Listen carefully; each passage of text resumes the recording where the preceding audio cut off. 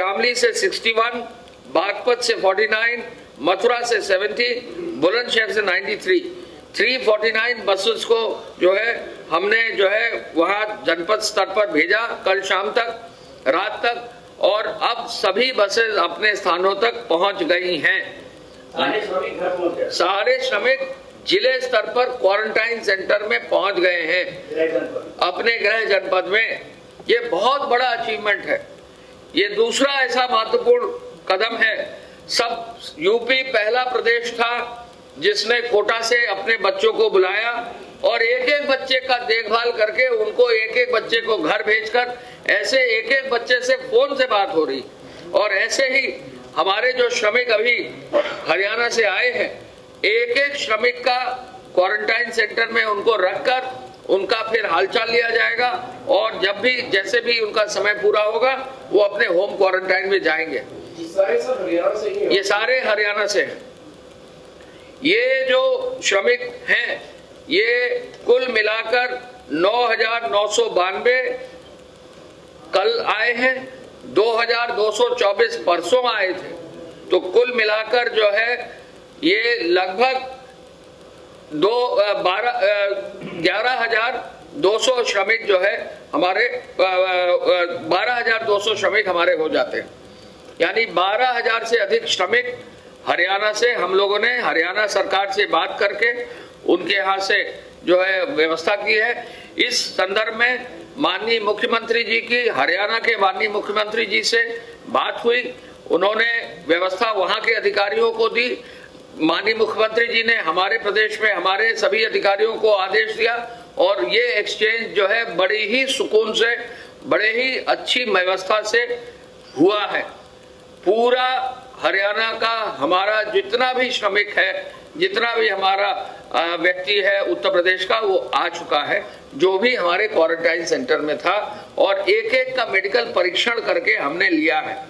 तो जो माननीय मुख्यमंत्री जी ने कहा था कि चरणबद्ध रूप से लोगों को लेंगे, ये प्रक्रिया अब शुरू हो गई है और इसी कड़ी में जो है ये कार्य हुआ है। एक और बहुत महत्वपूर्ण अनाउंसमेंट है जो मैं बताना चाहूंगा। माननीय मुख्यमंत्री जी को संज्ञान में लाया गया कि प्रयागराज में बहुत सारे हमारे प्रदेश के अन्य जनपदों के छात्र फंसे हुए हैं। आप सब जानते हैं कि मुख्यमंत्री जी जहां छात्र की बात आती है तो छात्र हित वो सर्वोपरि मानते हैं, क्योंकि मानते हैं कि ये जो छात्र हैं, छात्राएं हैं, ये हमारे प्रदेश की धरोहर है। जो हमारे छात्र छात्राएं हैं ये हमारे प्रदेश की धरोहर है, यूथ है, और इनको हमको संभाल के रखना है, इनका हित देखना ही है। कोटा के छात्र पूरे देश में सबसे पहले हमारे प्रदेश में आए हैं और इसी कड़ी में उन्होंने ये आदेश दिया है कि प्रयागराज के प्रदेश में जो भी अलग अलग विश्वविद्यालयों में, इलाहाबाद विश्वविद्यालय में भी जो प्रतियोगी छात्र हैं, छात्र छात्राएं हैं, परीक्षाओं की तैयारी कर रहे हैं, शहर में निवास कर रहे हैं, जिनकी वर्तमान में जो संख्या है 9 से 10 हजार है छात्र छात्राओं की, वो जनपद प्रयागराज के जिलाधिकारी, वहाँ के पुलिस के अधिकारी, वहाँ के रोडवेज के और एमडी रोडवेज को ये आदेश दिया जा रहा है कि लगभग 300 ऐसी बसें लगाकर उनको भी चरणबद्ध रूप से एक एक का नाम, पता, मोबाइल नंबर लेकर 300 बसों में पहले चरण में सोनभद्र, मिर्जापुर, चंदौली, वाराणसी, जौनपुर, प्रतापगढ़, कौशाम्बी, फतेहपुर और चित्रकूट में भेजेंगे और फिर दूसरे चरण में इन्हीं 300 बसों से प्रदेश के अन्य जनपदों में उनको चरणबद्ध रूप से भेजा जाएगा। जो भी बस वहां से भेजी जाएंगी प्रयागराज से, उन छात्र छात्राओं को की सूचना बनाते टाइम पर्याप्त वहां पे अधिकारी और कर्मचारी ड्यूटी पर लगाए जाएंगे। छात्र छात्राओं की सुरक्षा के लिए प्रत्येक बस में पुलिस आरक्षी गंतव्य स्थान तक ले जाएंगे। बसों की व्यवस्था छात्र छात्राओं के लिए अलग से होगी और ये बसें प्रयागराज में 3 स्थानों से चलेंगी। ये जो भी छात्र छात्राएं हैं प्रयागराज में, उनके लिए मुख्यमंत्री जी का तोहफा है। मुख्यमंत्री जी ने खुद छात्रों के लिए सोचा और आज अभी घंटे भर पहले उन्होंने बैठक में निर्देश दिया कि ऐसे छात्रों को जो हमारे प्रदेश में है, यदि हम कोटा के छात्र को ला सकते हैं तो हम उत्तर प्रदेश के अपने छात्र प्रयागराज में हैं उनको भी अपने जनपदों में भेजेंगे। यदि वहां पर कोई अन्य प्रदेश के छात्र होंगे तो अगर वो प्रदेश ले जाना चाहेंगे तो वो भी अनुमति दे दी जाएगी। तो ये चरणबद्ध रूप से है। छात्र छात्राओं से ये निवेदन है कि कोई जल्दीबाजी ना करे, जिला प्रशासन धीरे धीरे आपकी व्यवस्था कर देगा और 2 दिन में आपकी ये व्यवस्था पूरी हो जाएगी। तो ये एक बड़ा काम जो है माननीय मुख्यमंत्री जी ने आज कहा है और इस कार्य से जो है काफी हद तक प्रयागराज में जो छात्र काफी दिनों से रुके हुए हैं उनकी व्यवस्था भी हो जाएगी। एक मिनट, एक करके। इसके अलावा माननीय मुख्यमंत्री जी ने आज पुनः लॉकडाउन की समीक्षा की और लॉकडाउन पे जो वरिष्ठ अधिकारी गए हैं फील्ड में 19 जनपदों में, उनके संदर्भ में भी बहुत डिटेल में समीक्षा की। उन्होंने हर बड़े ऐसे शहरों की समीक्षा की, उन्होंने आगरा की समीक्षा की, उन्होंने गौतम बुद्ध नगर की समीक्षा की, उन्होंने गाजियाबाद की समीक्षा की, उन्होंने मेरठ की समीक्षा की, विशेष रूप से कानपुर की समीक्षा की, लखनऊ की समीक्षा की और इसके साथ साथ वाराणसी की समीक्षा की और उन्होंने एक एक शहर का एक एक विस्तृत जो है समीक्षा करके उनके जो है कार्य जो करने का है निर्देश दिया है। मेडिकल इन्फेक्शन पर उन्होंने विशेष बल दिया है कि मेडिकल इन्फेक्शन ना हो, इसको प्राथमिकता से लिया जाए। आपातकालीन चिकित्सा की सुविधा के लिए भी उन्होंने प्रमुख सचिव स्वास्थ्य को निर्देशित किया है और वो व्यवस्था भी बन जाएगी और तत्काल रूप से चालू हो जाएगी। माननीय मुख्यमंत्री जी ने जो निजी चिकित्सालय आयुष्मान से आच्छादित हैं और जिनमें सुरक्षा का उपाय है, जिनमें जो है ट्रेनिंग करा दी गई है, केवल उनको जो है स्क्रीन करके उनको जो है आपातकालीन सेवाओं के लिए अनुमति दी जाएगी और उनमें यह भी सुनिश्चित होगा कि कहीं भी जो है किसी तरह का संक्रमण ना हो। जो हमारे हॉटस्पॉट के क्षेत्र हैं वहां डिलीवरी, होम डिलीवरी, स्वास्थ्य और सैनिटाइजेशन सभी चीजों के लिए पूरे उन्होंने समीक्षा की है।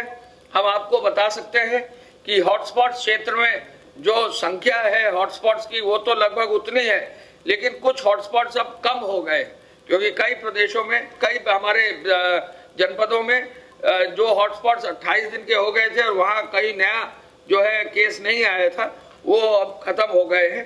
तो ये प्रगति भी हुई है, काफी लोग अब स्वस्थ होकर वापस भी जा रहे हैं, ये भी प्रगति हुई है। हम ये भी आपको बताना चाहेंगे कि हमारे प्रदेश का जो दर है कोरोना के व्यक्तियों का वो प्रति 10 लाख लगभग हर प्रदेशों से काफी कम है। और ये भी हम आपको बताना चाहेंगे कि जो हमारे मृत्यु दर है उत्तर प्रदेश की वो भी अन्य प्रदेशों से काफी कम है। और जबकि हमारा प्रदेश सबसे बड़ा पॉपुलेशन का प्रदेश है, तो ऐसे में हम लोग ये कह सकते हैं कि उत्तर प्रदेश में ये जो निर्देश माननीय मुख्यमंत्री जी के हैं इनको हम लोग कारगर रूप से जो है जमीन पर उतार रहे हैं। माननीय मुख्यमंत्री जी ने ये पुनः इस बात का बल दिया है कि आगे भी जो श्रमिक लाए जाएंगे अन्य प्रदेशों से मेडिकल जांच जरूर होगी और वो क्वारंटाइन से ही लाए जाएंगे। ऐसा नहीं है कि कोई भी व्यक्ति जो है उसको जो है सीधे ले लिया जाएगा।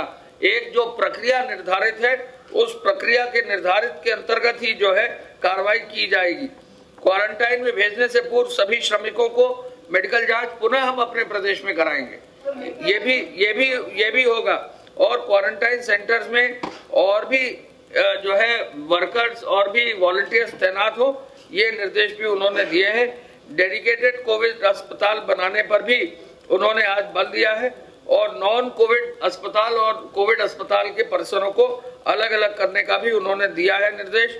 उन्होंने 52 जो मेडिकल कॉलेज हैं उनमें कोविड अस्पताल बनाया जाए, ये निर्देश दिया है। और जिन जनपदों में मेडिकल कॉलेज नहीं है वहां कोविड अस्पताल जरूर बनाया जाए, ये भी निर्देश दिया है।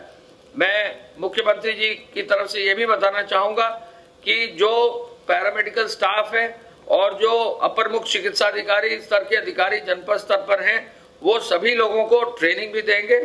प्रमुख सचिव स्वास्थ्य इस बारे में आपको बताएंगे। उन्होंने एक नया जो है निर्देश और दिया है कि डिग्री कॉलेज से लेकर बेसिक शिक्षा के शिक्षकों को भी इस पूरे अभियान में अब ट्रेन किया जाए, क्योंकि इस लड़ाई में शिक्षकों को भी जो है ट्रेनिंग देने के लिए और उनको भी अभियान का पार्ट बनाने के लिए, कोविड वॉरियर्स बनाने के लिए उन्होंने कहा है। उन्होंने कहा है कि जो प्रधानाचार्य हैं, बेसिक के भी हों, माध्यमिक के भी हों, उच्च के हों, तकनीकी शिक्षा को उनको भी प्रशिक्षण दिया जाए। ये भी एक नया आदेश आज जो है माननीय मुख्यमंत्री जी ने दिया है, और जरूरत पड़े तो इसके लिए एक ऐप भी जो है शिक्षकों के लिए अलग एक ऐप जो है विकसित किया जाए, ये निर्देश भी उन्होंने दिया है। और कहा है कि शिक्षकों की ट्रेनिंग के लिए हर जनपद में मास्टर ट्रेनर्स लगा दिए जाएं। मुख्यमंत्री जी ने L1, L2, L3 के अस्पतालों के विस्तार के लिए जो निर्देश आपको दिए हैं, जो बताए हैं, वो प्रमुख सचिव साहब आपको डिटेल बताएंगे। टेलीमेडिसिन में हमें प्रमुख सचिव स्वास्थ्य ने एक लिस्ट दी है किन किन डॉक्टर्स ने टेलीमेडिसिन शुरू कर दिया है। हमने आपके सभी मीडिया ग्रुप में ऐसे सभी डॉक्टर्स के फोन नंबर डाल दिए हैं, और हम फिर अपील करना चाहेंगे कि जो भी व्यक्ति अपने डॉक्टरों से जो सहमत हैं उनसे अगर राय लेना चाहते हैं तो इन फोन नंबर्स का उपयोग करें, और इन फोन नंबर्स को जो है उनका जो उपयोग करके कार्य सुनिश्चित करें। माननीय मुख्यमंत्री जी ने बताया कि आदरणीय प्रधानमंत्री जी ने कहा कि बड़ी संख्या में खोले गए जनधन खाते में जो रुपए का कार्ड निर्धारित किया गया है उसको इस्तेमाल किया जाए। कोशिश ये हो कि कार्ड के माध्यम से खरीद फरोख्त हो, और इसके लिए भी अपील माननीय मुख्यमंत्री जी ने की है कि लोग जो रुपया कार्ड है जो जनधन खाते के साथ दिया जा रहा है उसका उपयोग करें। कोशिश करें ग्रामीण क्षेत्र में इसका बृहद प्रचार हो, और ये भी सुनिश्चित करें कि बैंकों में भीड़ कम हो, और बैंकों में यदि कहीं पर लोग आते हैं सोशल डिस्टेंसिंग का पालन जरूर करें। औद्योगिक गतिविधियों के लिए उन्होंने कार्य योजना बनाने के लिए निर्देश दिया है। मंडियों पर विशेष बल उन्होंने दिया है कि यदि आवश्यकता हो तो मंडी कुछ रूरल एरियाज में भी खोल दी जाए, जिससे कि शहर के अंदर घनी आबादी के क्षेत्र में मंडियों में भीड़ ना हो। अभी भी कुछ जगहों पर मंडियों में ये प्रॉब्लम है। वरिष्ठ जो अधिकारी गए हैं जनपद स्तर पर, वो मंडियों का भी जो है निरीक्षण कर रहे हैं, और होम डिलीवरी का भी वो जो है समीक्षा कर रहे हैं।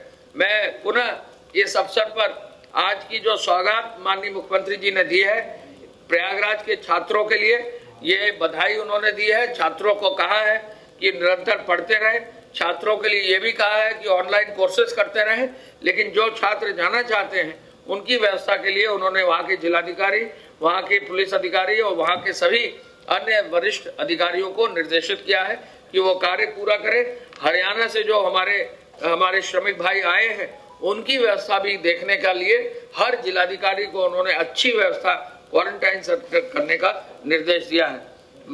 आज की जो प्रगति आख्या है उसके अनुसार अब तक जो है कुल 7,424 इकाइयां अब कार्यरत हो गई हैं जो हमारे प्रदेश में औद्योगिक इकाइयां हैं, और सतत प्रक्रिया जो इकाइयां हैं यानी कंटिन्यूअस प्रोसेस की जो इकाइयां हैं वो 269 चालू हो गई हैं।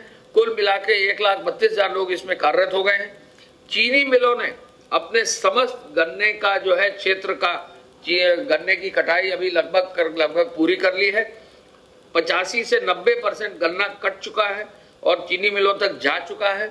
साथ साथ अब तक 32 चीनी मिलों ने अपना काम भी पूरा कर लिया। 119 चीनी मिल संचालित थी, 32 ने अपना काम पूरा कर लिया है, यानी 1/4 चीनी मिल अपना गन्ना काट के गन्ना पिराई करके और उन्होंने अपनी मिल भी बंद कर दी है। इसके साथ साथ चीनी मिलों में जो है अब तक जो धनराशि दी गई है इस वर्ष 16,660 करोड़ रुपए का गन्ना मूल्य का भुगतान कर दिया है। 16,660। आज श्रमिकों का जो 1,000 रुपया दिया जाता है आज जी 60 श्रमिकों का जो 1,000 रुपया दिया जाता है उस 1,000 रुपए के अनुसार अब तक कुल मिला के 28,18,000 श्रमिकों को, नगरीय क्षेत्र के श्रमिकों को, ग्रामीण क्षेत्र के श्रमिकों को, सभी पल्लेदारों को, सबको मिलाकर जो है इतना दे दिया गया है। हमारे यहाँ यूपीडा में भी अब कार्य तेजी से आ गया है और यूपीडा के पूर्वांचल एक्सप्रेसवे में अब 5,000 से ज्यादा श्रमिक कार्य कर रहे हैं। 5064। बुंदेलखंड एक्सप्रेसवे में भी लगभग 4,500 कार काम कर रहे हैं और गोरखपुर लिंक में भी अच्छा कार्य हो रहा है। पीडब्ल्यूडी में भी काफी तेजी आई है कार्यों में। 12,247 करोड़ से अधिक के कार्य जो है पीडब्ल्यूडी में भी निर्माणाधीन हो गए हैं। सिंचाई विभाग में भी 140 करोड़ से अधिक के कार्य निर्माणाधीन हो गए हैं। आवास और शहरी विभाग में भी अब जो परियोजनाएं जहां हॉटस्पॉट नहीं है वहां 84 परियोजनाओं में 2,365 लोग कार्यरत हैं और सहायता, और इसके अलावा जो आपूर्ति चेनों से जुड़े हुए दुकानदार हैं, पटरी वेंडर्स हैं, उनमें भी जो है कार्रवाई उनको कर दी गई है।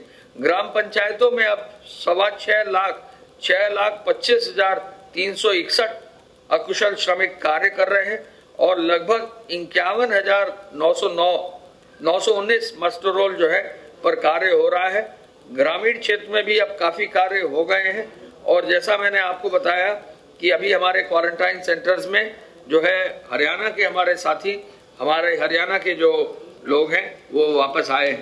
पहली बार हमारा जो हॉटस्पॉट क्षेत्र के जो मकान और जो उसमें निवासित व्यक्ति हैं वो संख्या घटी है, यानी कुछ हॉटस्पॉट क्षेत्रों में जहां 28 दिन पूरे हो गए हैं वो हॉटस्पॉट खत्म हो गए हैं और उनमें संख्या घटी है। तो ऐसे में पूरे प्रदेश में पहली बार हॉटस्पॉट क्षेत्र के मकानों की और उनमें निवासित लोगों की संख्या घटी है।